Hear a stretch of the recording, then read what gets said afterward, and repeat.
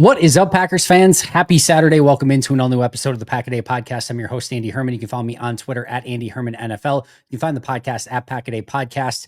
I'm recording this about midday on Friday, so if there were any late transactions news, maybe a Friday news dump of a release of Jair Alexander or something like that, I'm not aware of it, so I apologize if I am not covering that. We do have some news to get to that I will cover in just a moment. Also, we're going to be going over some of the roster holes that remain after week one of free agency, and more specifically, how Green Bay can maybe fill some of those holes that still remain. So we'll get to that in just a moment. The news that I was talking about, Eric Wilson, linebacker, is going back to Minnesota. Usually, what happens in this situation is we get all upset because they go to an NFC North team. In this situation, we can't be quite as upset because Eric Wilson was a Viking and then became a Packer and now is going back to the Vikings. So it is still a little bit of a tradition, unlike any other, where a free agent does go to an NFC North team. But in this case, we can't be too upset about it because we kind of took him from the Vikings in the first place. But I digress. Actually, he wasn't technically a Viking. They signed him, I think, off the Saints practice squad when he was, when the Packers brought him to Green Bay, but he was a Viking first. So we can't, again, be too upset about this one. But Eric Wilson, a Minnesota Viking, a big loss for the special teams. That is clearly where Wilson had a very big role in Green Bay, and really did a nice job filling in. It's a little bit of a bummer, if I'm being honest. I'm not surprised by it, not upset by it by any means, but a little bit of a bummer in the fact that he is kind of like the ultimate like number 5 or 6 linebacker. And we've talked about this in the past. Once you get to a point in the NFL where this is just who you are, there's a shelf life, right? Because what every team is looking for is the next Pro Bowler, the next All Pro. They would rather bring in some rookie, 6th or 7th round pick to take that number 6 linebacker spot, who maybe if they get their opportunity, they can turn into a star in this league or actually be a really good player and develop him into something a little bit more. With Eric Wilson, you know exactly at this point what he is. He's a core special teamer and he's a 5th or 6th linebacker. And there's only so much value in that type of player. But with that in mind, even, he's kind of like the perfect number 5 or 6 linebacker because he can play any of your linebacker spots. He can fill in a pinch and your defense doesn't get noticeably worse. He's a replacement level player. There's nothing more there, but like he does his job. He can play strong side linebacker, weak side linebacker, middle linebacker. He can be the green dot and gives you really great reps on special teams. So number 5 or 6 linebacker, there's not much more that you want in that scenario other than maybe somebody with a bit more upside who could develop over time. But that for that reason, again, it's kind of a bummer because on what I'm assuming is probably a very cheap contract, you can't ask for much more in that particular role. He can't do it much better than what Eric Wilson is doing it as again, a number 5 linebacker on a team, but he will now go to Minnesota and play that role there. Another special teamer who is kind of like that consummate number 6 corner is Corey Ballantyne. He goes to the Indianapolis Colts and he'll have to battle for his spot in Indianapolis would be my guess. I haven't seen the contract details yet for Ballantyne, but he goes to Indianapolis. And this is kind of another one where this is your number 6 corner or number 5 corner. You don't really want him on the field. In the meantime, he can be a core special teamer. And if you do need him on the field, he can play slot, he can play outside. And again, there's not a complete noticeable difference when he's out there. So those are good players to have on your team. Same thing with Ballantyne, right? He's never going to be anything probably more than a number 4, number 5 corner at best. And once you get to that point, you usually churn those players out, bring in some new young blood and see if maybe those number 4, 5, 6 corners can develop into number 1, 2, 3 corners at some point. And if they can't, then you churn those out, bring new ones in, and the cycle continues. But 2 solid players for Green Bay, special teams players, back of the roster players that have helped Green Bay. Now, again, Eric Wilson goes to Minnesota. Corey Ballantyne goes to Indianapolis. One other quick note, Josh Myers, 1 year, $3.5 million deal was reported.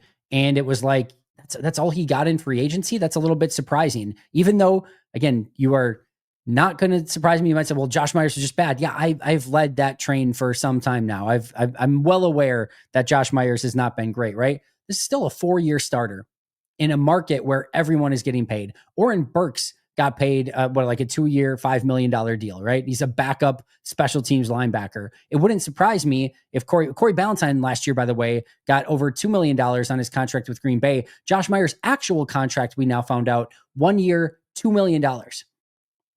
Corey Ballantyne we just talked about, got more last year in Green Bay before the cap even went up 25 million this year. Corey Ballantyne in 2024 got more as a free agent by the Packers than Josh Myers got with the Jets.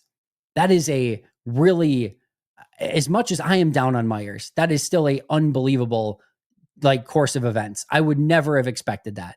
Never have expected a 1 year, $2 million deal. And he doesn't have a avenue to a starting spot right now, barring injuries. Joe Tippmann at center, John Simpson at left guard, Elijah Vera Tucker at right guard. Unless something crazy happens, he's going to either need to hope for an injury or just completely go and ball out in New York to get into the starting lineup. So this was a backup deal, 1 year, $2 million deal for Josh Myers to go to the Jets and be a swing player on the interior of the offensive line is what it certainly seems like. A little surprised that Green Bay was not willing to bring him back for that price, but it is possible that maybe Myers is just like, hey, if I'm not going to be a starter here, I'm going to go elsewhere. I'm going to start fresh somewhere else, get a new fresh coat of paint and all of those things, et cetera, et cetera. So yeah, I think that's what possibly happened there, but a 1 year, $2 million deal. So I say once again, we don't even need to go into it. We can move on. Josh Myers is a Jet. We can move on from there.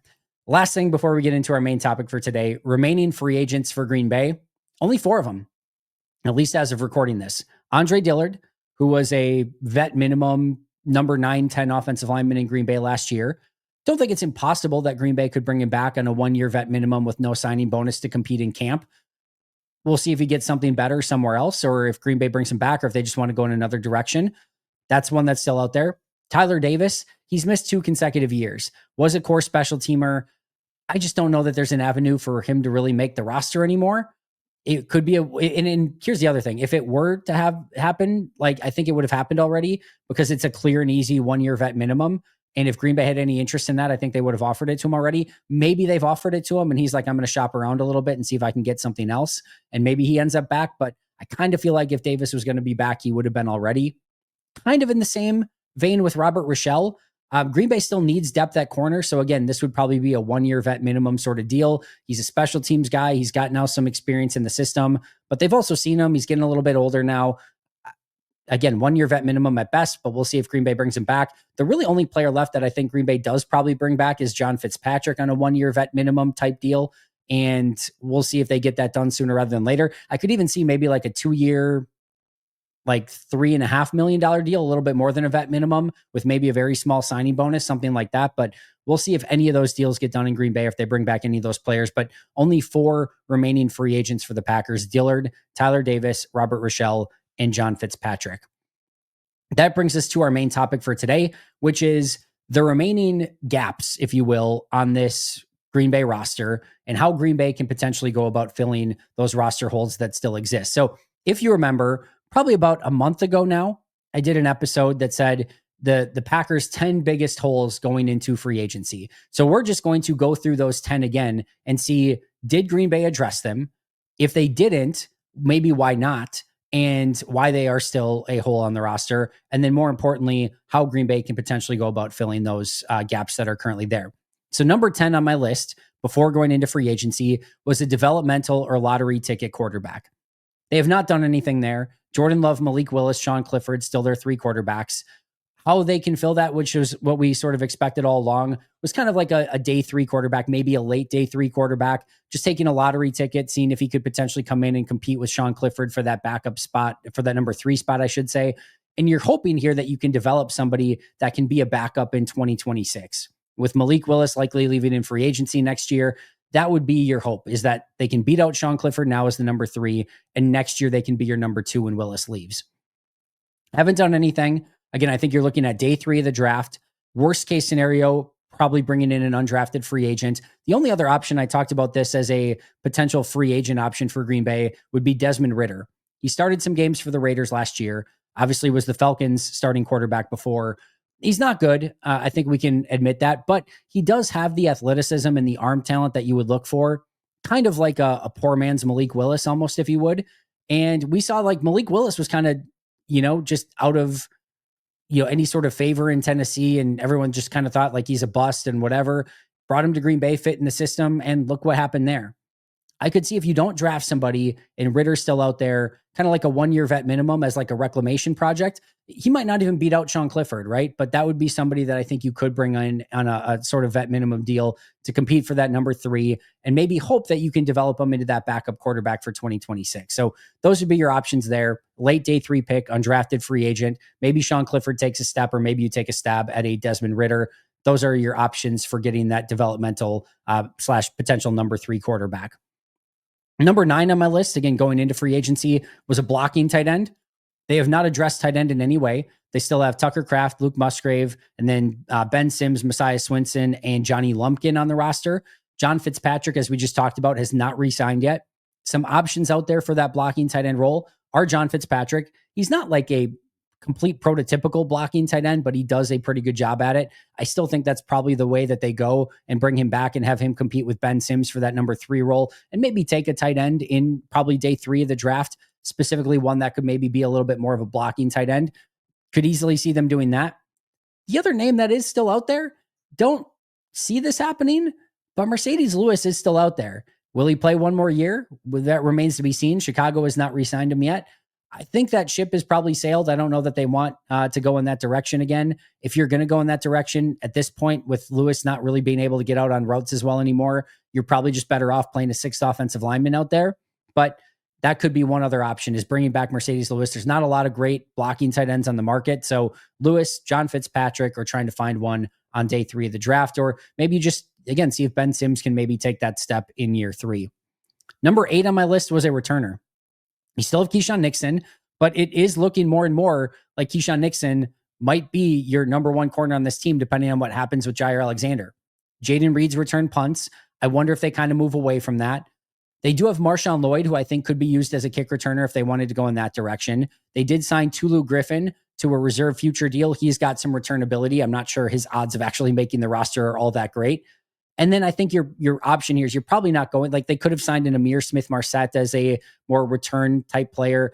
I think the more likelihood is when you draft a corner or a wide receiver, maybe you look at somebody too that has that return ability. And we know that's something that Green Bay values at wide receiver when they can. That would be probably the best way to address this. I don't think you specifically sign just a returner, but maybe on day 3 of the draft, if you're looking to, especially in that corner room of maybe somebody who could be that 5th or 6th corner, if you can find somebody that's got that return ability as well, that might be a value add. But I am curious if they add somebody to this roster that does have some return ability. I think it would be beneficial for the Packers. It's not impossible that Nixon can still be that guy, but I think, I mean, even Brian mentioned this, you would like some optionality there, and we'll see if they actually get that via the draft. Number 7 was linebacker depth and competition. We just found out Eric Wilson again is going to Minnesota. We know now that we didn't know at the time when we did this initial episode that Isaiah McDuffie is back. So you've got Edge Cooper, Quay Walker, Tyron Hopper, and Isaiah McDuffie under contract. Eric Wilson is gone, and that's it. There's not much on the market. I did mention a player in my, most likely player to sign at each position episode, Caleb Johnson, linebacker for Jacksonville. If Eric Wilson, and again, we know he has now gone to Minnesota, this is sort of potentially your next Eric Wilson. He's an 85.6 graded special teams player, still only 27 years old. He's played almost 1,200 snaps on special teams, has an 8.67 or had an 8.67 relative athletic score coming out of college. This is kind of your new number 5, number 6 linebacker who is a demon on special teams and can give you some linebacker depth. Has played a little bit of linebacker in the league, not a ton, but can give you a little bit of depth at that position as well. I would not mind that signing at all on a 1 year sort of vet minimum signing. He was somebody I probably would look at as just, again, a demon on special teams, if nothing else.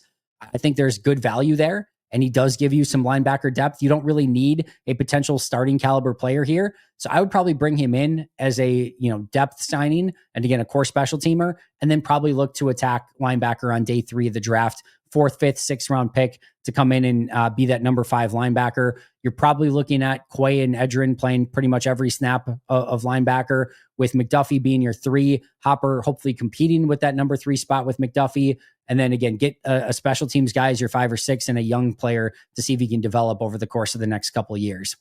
Number 6 was kicker. Problem solved. Brandon McManus is back. We don't have to talk about that one anymore. They still have Alex Hale on the roster, probably not necessarily needed anymore, but if they want to keep him as the emergency kicker on the international pathway program, extra special team or extra practice squad spot, they could do so, but that problem is solved with Brandon McManus. Number 5 was a run-stopping defensive tackle. They've got right now on the roster Kenny Clark, Devontae Wyatt, Carl Brooks, and Colby Wooden.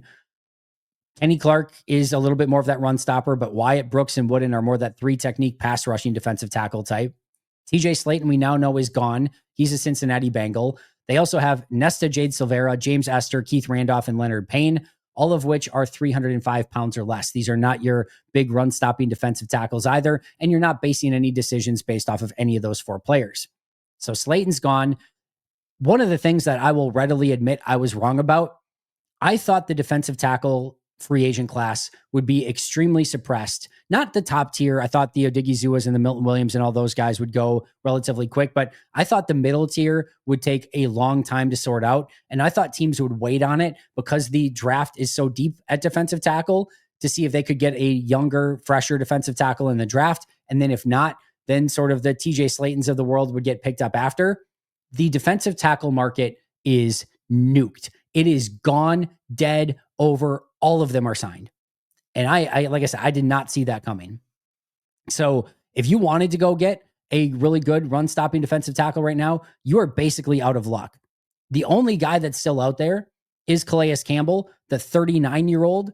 I love Calais Campbell. I would do it if I were Green Bay. I love the vet presence. He can still rush the passer. He's still playing at a ridiculous level. You don't need him to he can just take those TJ Slayton snaps, the 300-400 snaps, and play them better than TJ Slayton did. So I would probably do that if I were Green Bay, but that's like all that is left. There is nothing else left at defensive tackle. The other option, of course, is that you address it via the draft, which I very much expect Green Bay to do. I would expect at least 2 defensive tackles from this draft class for Green Bay and them to buoy that position this way. But right now, there's not really much that they could do other than signing a Calais Campbell to that spot. Number 4, wide receiver. And again, I said at the time, if to me, pass rush was number 1, and we'll talk about that in just a moment. If the other 3, corner, offensive line, and wide receiver, you could have put in any sort of specific position, and I would not have minded it. Wide receiver, I had at 4. My reasoning for it at the time is I do think you have a core wide receiver group, and I did believe that you can kind of find wide receivers at different points in the year, including the trade deadline and things like that. But this is one now that Green Bay has struck out pretty strongly on, at least again as of recording this. You've got you do not have Deshaun Watson, thankfully. You have Christian Watson that is injured. You have Romeo Doubs, Jaden Reed, Dontavian Wicks, Bo Melton, and Malik Heath that are still, again, going to be at least the bottom 2, Melton and Heath, probably have to compete for their spots. But Dontavian Wicks, Jaden Reed, and Romeo Doubs are probably going to be on this roster, right? Like you've got your 3 starters potentially right now, right there. You also have Cornelius Johnson, Tulu Griffin, and Julian Hicks. Doesn't probably do anything for you. You've made no additions. Some wide receivers that are still out there include Cooper Kupp. There have been some rumors that Green Bay's interested. I highly doubt it. Maybe, again, by the time you're listening to this, Kupp is signed with someone. Maybe it's by Green Bay. Maybe it's not. It's probably not. Amari Cooper is just a shell of his former self. Old. He had no receiving yard. He was just by far and away his worst year of his career, split between 2 teams. Brandon Cooks is somebody that's still out there, not really Green Bay's type. Same thing with Tyler Lockett. It's just there's not a lot of great options out there for wide receiver for Green Bay. So your options are trying to trade for somebody. I've mentioned Jalen Hyatt. I would love that for Green Bay. He hasn't done anything since being drafted by New York, but it's New York, so you can take it with a grain of salt.